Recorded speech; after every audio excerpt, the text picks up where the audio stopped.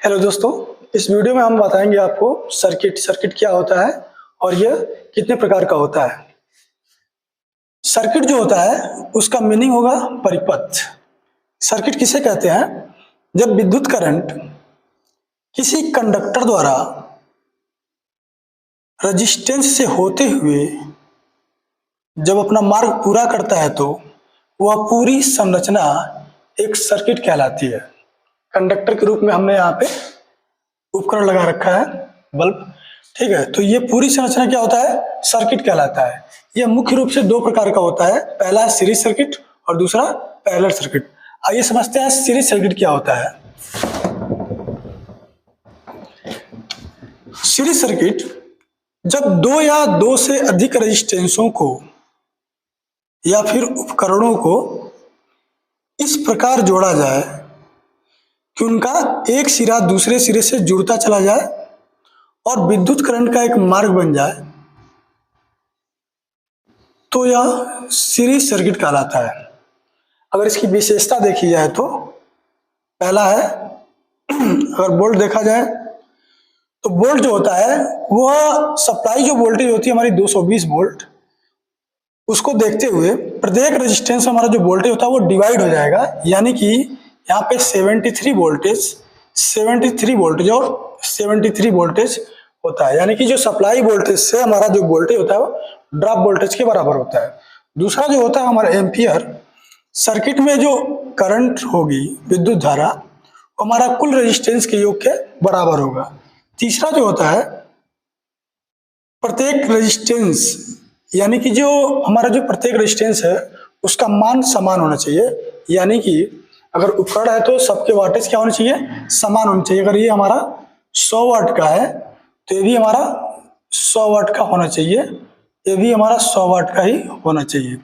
अगर ये 10 वाट का रहेगा तो हमारा जो विद्युत होता है दोस्तों वह कमजोर कंडक्टर्स पे ही अपना प्रभाव दिखाता है पहले, इसलिए वो 10 वाट वाले बल्ब जो होते हैं हमारा वो तेज जलेगा और बाकी के जो बल्ब है हमारे स्लो या फिर डीम जलेंगे। तो ये फर्क होता है हमारा वाटेज में। यानी अगर सीरीज सर्किट के रूप में अगर हमको बनाना है तो सबके वाटेज समान रखने पड़ेंगे। ये हो गया हमारा सीरीज सर्किट। इसकी जो यूज है दोस्तों वो वोल्टेज को कम करने के लिए ही इस्तेमाल किया जाता है। दूसरा है पैरेलल सर्किट।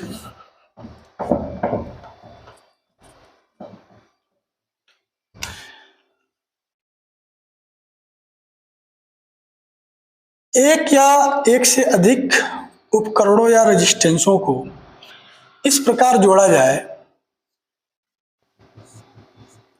कि उनके एक तरफ का सब सिरा आपस में जुड़ जाए और दूसरे तरफ का सब सिरा आपस में जुड़ जाए तो वह पैरेलल सर्किट कहलाता है। इसकी विशेषता क्या है? पहला, वोल्टेज को अगर देखा है तो प्रत्येक रेजिस्टेंस में यानी कि प्रत्येक उपकरण में जो वोल्टेज होगा वो सप्लाई वोल्टेज के समान रहेगा। यानी कि अगर 220 वोल्ट हमने सप्लाई दिया है तो प्रत्येक को 220 वोल्टेज मिलता है।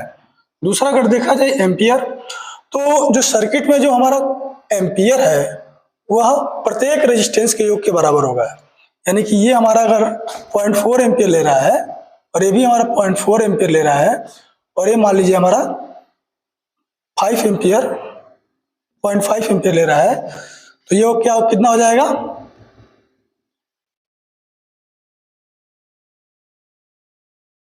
1.3 एम्पियर। तो जो एम्पियर होता है वो प्रत्येक रेजिस्टेंस के योग के बराबर हो जाएगा। तीसरा है,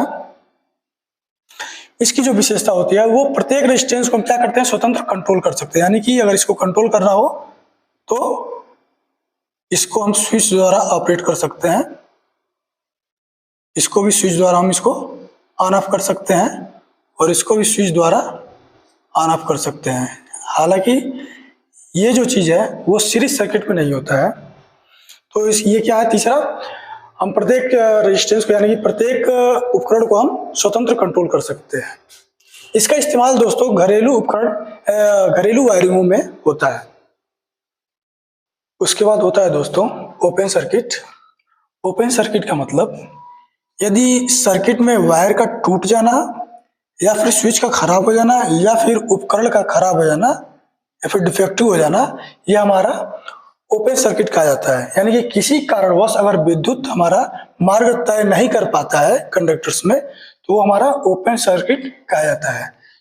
सेकेंड है शॉर्ट सर्किट, यानी जो विद्युत करंट होता है वो रेजिस्टेंस में पहुंचने से पहले अगर आपस में टच हो जाए तो वो होता है शॉर्ट सर्किट। तीसरा होता है लीकेज सर्किट। लीकेज सर्किट का मतलब यदि विद्युत करंट हमारा कंडक्टर द्वारा या फिर किसी कारणवश अगर करंट का रिसाव अगर बॉडी में होने लगे मशीन के या फिर उपकरण के, तो वो होता है हमारा लीकेज सर्किट। आशा और उम्मीद करते हैं आप लोगों को समझ में आ गया होगा दोस्तों। अगर हमारी वीडियो अगर आपको अच्छी लगे तो वीडियो को लाइक करें, शेयर करें, और हाँ, हमारे चैनल को सब्सक्राइब करें।